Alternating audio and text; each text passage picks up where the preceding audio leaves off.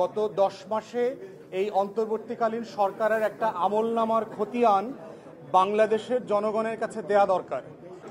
গত ডিসেম্বরে যখন এই ঐক্যমত কমিশনের গঠনের প্রক্রিয়ার কথা বলা হয় মাননীয় প্রধান উপদেষ্টার পক্ষ থেকে, তখন এই কাজটা কিভাবে হবে তার একটা ফ্রেমওয়ার্ক তৈরি করার প্রয়োজন ছিল।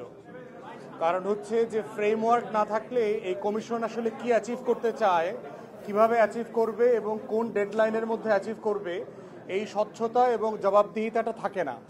তো সেই জায়গাতে আমরা মাননীয় প্রধান উপদেষ্টাকে বলেছি এবং যিনি ডেপুটি ভাইস চেয়ারম্যান যিনি আছেন কমিশনের, তাকেও রিকোয়েস্ট করেছি যে আপনারা ঐক্যমত কমিশন আসলে কি অ্যাচিভ করতে চান সেটার একটা লিখিত ফ্রেমওয়ার্ক তৈরি করা দরকার।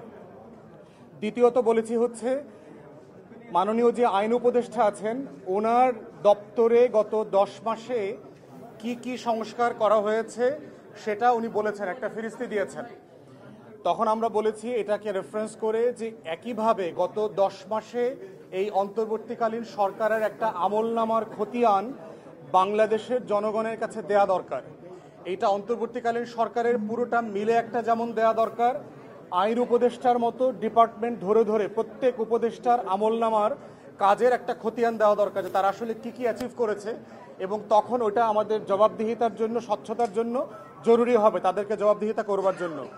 তৃতীয়, আমাদের পক্ষ থেকে যেটা বলেছি সেটা হচ্ছে নির্বাচনের ডেডলাইন নিয়ে যেই তর্ক বিতর্ক ভিন্ন মতটা আছে, এটা আসলে দূরত্বটা খুব বেশি না।